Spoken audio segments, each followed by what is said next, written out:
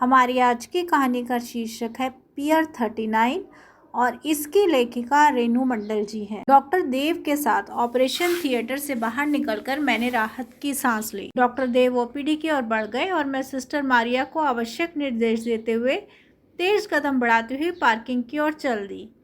आज जल्द से जल्द मैं विवेक के पास पहुंच जाना चाहती थी ताकि उसे हमारे विवाह की खुशखबरी सुना सकूं। सुबह पापा मम्मी से फ़ोन पर मेरी बात हुई थी। अगले महीने वे दोनों अमेरिका आने वाले थे ताकि हमारी विवाह करवा सकें। कार ड्राइव करते हुए मुझे ख्याल आया पूरे 2 वर्ष हो गए थे मुझे अमेरिका आए हुए। जिन हालात में मैंने अमेरिका आने का फैसला लिया था, आज भी उनकी स्मृति मुझे कंपा देती है। मेरे हाथ स्टीयरिंग घुमा रहे थे और मन अतीत में विचर रहा था। MBBS करने के बाद पोस्ट ग्रेजुएशन करते हुए मेरे लिए डॉक्टर समीर का रिश्ता आया था। वह शहर के जाने माने सर्जन थे। बहुत छोटी उम्र में उन्होंने यह मुकाम हासिल कर लिया था। धूमधाम से मेरा विवाह डॉक्टर समीर के साथ हो गया। एक अच्छे डॉक्टर होने के साथ साथ समीर एक अच्छे इंसान भी थे। पति से पहले एक दोस्त बनकर उन्होंने मेरे दिल को जीता था। इतना अच्छा जीवन साथी और घर परिवार पाकर मैं अपनी किस्मत पर इतरा रही थी। उस समय कहाँ जानती थी दुर्भाग्य दबे पांव मेरी ओर बढ़ रहा था। एक दिन अचानक तूफान आया और मेरा सुख चैन सभी कुछ अपने साथ बहाकर ले गया। समीर की कार एक्सीडेंट में मौत हो गई थी। अगले ही दिन से सास ससुर का मेरे प्रति दुर्व्यवहार शुरू हो गया। मैं मायके चली आई। मम्मी पापा ने दुख से उबरने और जीवन में आगे बढ़ने की प्रेरणा दी। उन्हीं की सलाह पर मैंने अमेरिका जाने का निश्चय किया। अब मैं सैन फ्रांसिस्को शहर के एक हॉस्पिटल में डॉक्टर थी। शुरू में बहुत अकेलापन लगता था। समीर के साथ बिताए हुए दिन याद करके अक्सर मैं रो पड़ती थी। समीर की यादों को मैं अपनी ताकत बनाना चाहती थी, कमजोरी नहीं। एक डॉक्टर होने के नाते मैं अपने व्यस्त दिनचर्या में खोती चली गई। एक शाम मैं अपनी फ्रेंड चेल्सी के साथ प्रशांत महासागर के किनारे बसे विश्व के सबसे बड़े हार्बर मार्केट पियर 39 पहुंची। वहां पहुंचकर मैं दंग ही रह गई। अनगिनत दुकानें, बड़े बड़े मॉल्स, रंग बिरंगी रोशनियों में नहाया हुआ पियर 39। एक युवक जो शक्ल से भारतीय लग रहा था, गिटार पर हिंदी फिल्मी धुन बजा रहा था। चेल्सी का हाथ थामे मैं वहाँ पड़ी एक कुर्सी पर बैठ गई। बहुत दिनों बाद मैं रिलैक्स महसूस कर रही थी। गीत समाप्त हुआ। लोगों ने तालियां बजाकर प्रशंसा की। चेल्सी ने लंच का ऑर्डर दिया ही था कि वह गिटार वाला युवक हमारे नज़दीक आया। अपना हाथ मेरी ओर बढ़ाते हुए बोला, hello, I am Vivek from India. Myself doctor Nidhi and she is my friend Chelsea. Vivek बैठ गया और बातें करने लगा। यह एक अमेरिकन कंपनी में इंजीनियर था और 3 वर्ष पूर्व अमेरिका आया था। उसके जाने पर हम भी उठ गए। शाम तक मैं और चेल्सी खूब घूमे, ढेर सारी शॉपिंग भी करी। अंधेरा घिर चला था। हम पार्किंग की ओर बढ़े। जो ही कार का दरवाज़ा खोलकर मैं बैठने की हुई, तभी एक काला हफ्शी सा युवक समीप आया और चाकू दिखाकर फुसफुसाया, गिव मी योर पर्स। हम दोनों बुरी तरह डर गए। तभी वहाँ विवेक आया। उसे देख वह युवक गायब हो गया। विवेक बोला, भाग गया ना? थैंक्स विवेक, ठीक समय पर आकर हमें बचाने के लिए। 2-3 दिन बाद हॉस्पिटल जाते हुए रास्ते में मेरी कार खराब हो गई।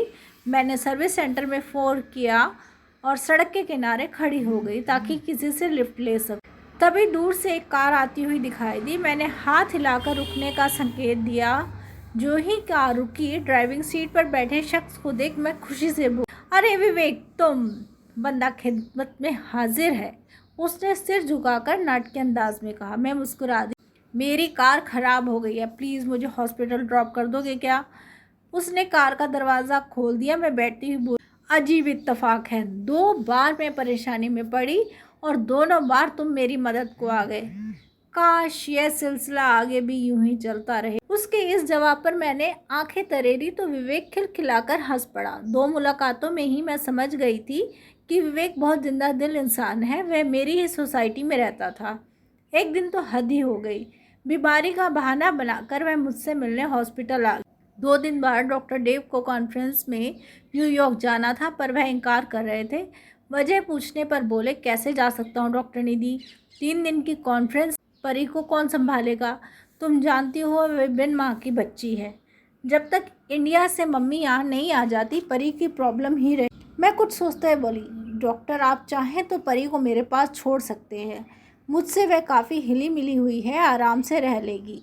डॉक्टर देव अपनी 3 वर्षीय बेटी परी को मेरे पास छोड़कर न्यूयॉर्क चले गए। मैं सुबह उसे स्कूल छोड़कर हॉस्पिटल चली जाती थी, जहाँ से वह क्रैश में जाती थी। शाम को हॉस्पिटल से लौटते हुए मैं उसे घर ले आती थी। परी बहुत खुश थी। वह मेरे साथ खेलती, कहानी सुनती और अपनी मनपसंद डिशेस बनवाकर। तीसरे दिन रात में डॉक्टर देव न्यूयॉर्क से लौटने वाले थे। मैंने उनके लिए बढ़िया खाना बनाया। डिनर के बाद वह घर जाने लगे तो परी बोली, पापा निधि आंटी को भी घर ले चलो ना, हम सब साथ रहेंगे, खूब मज़ा आएगा। परी की बात से मैं संकुचित हो उठी। बड़ी मुश्किल से डॉक्टर देव उसे घर लेकर गए। उनके जाने के बाद चेल्सी बोली, निधि मैं इंसान की आंखों से उसके मन की बात जान लेती हूँ, तो उनके साथ बहुत खुश रहेगी, इस बारे में सोचकर देखना। चेल्सी चली गई। मैं जानती थी वह ठीक कह रही थी। यहाँ आने के कुछ दिन बाद ही यह बात मैंने महसूस कर ली थी। अगले दिन शाम को विवेक मेरे घर आया और मुझे पियर 39 ले गया, जहाँ हमने साथ बैठकर कॉफ़ी पी। धीरे धीरे मेरी और विवेक की दोस्ती बढ़ने लगी। हमारी शामें अक्सर साथ बीतने लगी। सच तो यह था कि विवेक के हंसमुख स्वभाव के आकर्षण से मेरा मन बंधने लगा। 1 महीने बाद डॉक्टर देव की मम्मी इंडिया से आ गई। अक्सर वीकेंड पर वह मुझे अपने घर बुला लेती थी। उस दौरान डॉक्टर देव को और करीब से जानने का मौका मिला। वे बहुत ही सरल और सुलझे विचारों वाले इंसान थे। उनसे और मम्मी से बातें करने और परी के साथ समय कब बीत जाता था पता ही नहीं चलता था। उस दिन परी का जन्मदिन था। हॉस्पिटल के कई डॉक्टर्स आमंत्रित थे। देव की मम्मी ने मुझे जल्दी बुला लिया था ताकि डिनर तैयार करने में मेरी मदद ले सके। रात में सब मेहमानों के जाने पर आंटी ने मुझसे कहा, निधि आज रात तुम यहीं पर रुक जाओ, कल सुबह चली जाना। परी खुशी से मेरे गले लग गई। हाँ आंटी, आप मत जाओ, मुझे कहानी सुनाना। परी के सो जाने पर आंटी ने मुझसे कहा, निधि मैं तुमसे कुछ पर्सनल सवाल पूछूं, बुरा तो नहीं मानोगी? कैसी बात कर रही आंटी, पूछिए ना। तो बताओ कि तुमने अपनी शादी के बारे में क्या सोचा है? सच कहूँ आंटी तो मैं दोबारा शादी नहीं करना चाहती थी, किंतु मम्मी पापा जोर दे रहे हैं। वे लोग ठीक कह रहे हैं निधि, जीवन का सफ़र बहुत लंबा होता है, उसकी राहें आसान नहीं हैं। सुख दुख में कोई हमसफ़र साथ होना चाहिए जिससे तुम अपने मन की बात कह सको। हादसे तो किसी के जीवन में भी हो सकते हैं, हादसों की वजह से ज़िंदगी रुक तो नहीं जाती। अब देव को ही ले लो, उसने जीवन में कितने दुख झेले हैं। छोटी उम्र में ही पिता का साया सिर से उठ गया, डॉक्टर बना, मनीषा के साथ शादी हुई, लेकिन गृहस्थी का सुख फिर भी नहीं देख पाया। परी के जन्म के समय मनीषा इस दुनिया से चली गई, तब से ही इतना गंभीर हो गया है। सोचती हूँ जल्दी से इसका ब्याह हो जाए तो मैं अपनी जिम्मेदारी से मुक्त हो जाऊँ। इसे जीवन साथी मिलेगा और परी को उसकी माँ मिल जाएगी, पर इसमें रिस्क भी है। कैसा? निधि देव को तो कोई भी लड़की खुशी से अपना लेगी, किंतु परी की माँ हर लड़की को नहीं बन पाएगी। इसलिए मुझे ऐसी लड़की की तलाश है जो देव की पत्नी बनने के साथ साथ परी को भी दिल से स्वीकार करे, एक माँ की तरह उसे प्यार करे, उसकी देखभाल करे। और ऐसा सिर्फ वही लड़की कर सकती है जो थोड़ी भावुक और संवेदनशील। एक गहरी दृष्टि मुझ पर डालकर आंटी मेरा हाथ पकड़कर बोली, और वह लड़की तुम हो निधि। मेरे मुंह से एक भी शब्द नहीं निकला। मैं पलक छत को देखे जा रही थी। आंटी ने कहना जारी रखा, निधि मैं मानती हूँ देव एक बेटी का पिता है, पर वह तुम्हें पसंद करता है। यह बात मैं इंडिया में रहते हुए समझ गई थी जब वह जाने अनजाने फ़ोन पर तुम्हारा जिक्र कर बैठता था। परी भी तुमसे बहुत हिली मिली हुई है। मैंने इस बारे में कभी सोचा नहीं आंटी। मुझे कोई जल्दी नहीं है बेटी, अच्छी तरह सोच लो, आखिर ये तुम्हारे भी भविष्य का सवाल है। आंटी सो गई, पर मैं सारी रात विचारों के झंझावत में फंसी रही। एक और धीर गंभीर डॉक्टर देव जिनके साथ मेरा भविष्य सुरक्षित था, और दूसरी ओर विवेक, एक जिंदा दिल इंसान जिसके साथ बिताए चंद लम्हे ही जीवन को महका देने के लिए काफ़ी थे।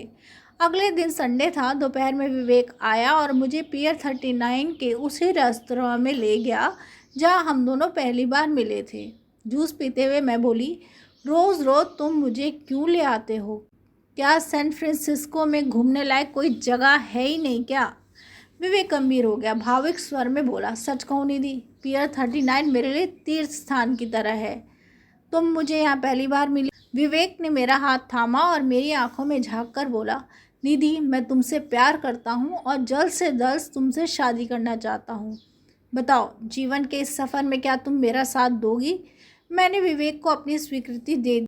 फिर भी न जाने क्यों एकांत में बैठकर जब भी मैं उसके साथ अपने विवाह की सपने बुनती, मेरा दिल घबराने लगता। ऐसा लगता कोई अदृश्य शक्ति मुझे इस राह पर आगे बढ़ने से रोक रही है।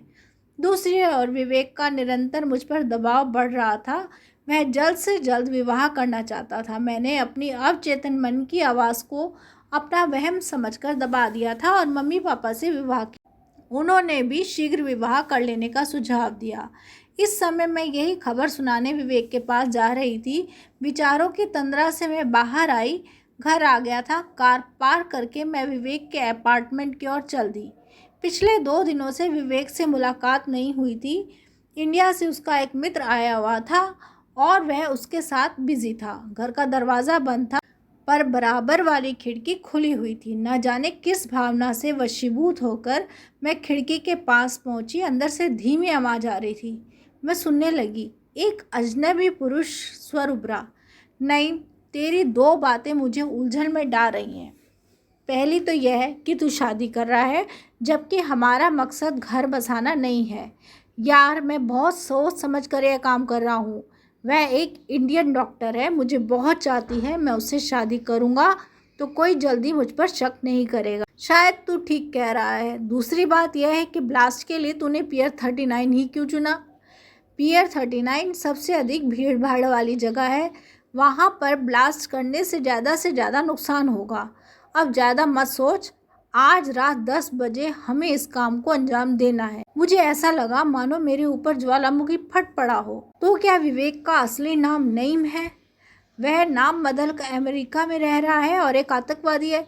हे भगवान, एक आतंकवादी के साथ मैं अपना रिश्ता जोड़ने जा रही थी। अब मैं समझी क्यों मेरा अवचेतन मन मुझे रोक रहा था। मेरी आंखों से आंसू बहने लगे। मैं बुरी तरह घबरा रही थी। दिल जोर जोर से धड़क रहा था। मैं पार्किंग में खड़ी एक कार के पीछे जा छिपी। थोड़ी ही देर बाद विवेक उर्फ नईम अपने मित्र के साथ घर से बाहर निकला। उसके हाथ में सूटकेस था जिसमें निसंदेह बम था। अपनी कार में बैठकर वे चले गए। लड़खड़ाते कदमों से मैं अपार्टमेंट पहुंची और पुलिस को फ़ोन मिलाया। विवेक का हुलिया, कार का नंबर और उनका इरादा बता चुकने के बाद मुझसे अपने घर नहीं रुका गया। मैं डॉक्टर देव के घर चली आई। आंटी ने दरवाज़ा खोला। मैं खुद को संयत नहीं कर पाई और फूट फूट कर रो पड़ी। आंटी घबरा गई। क्या बात है निधि, तुम रो क्यों रही हो?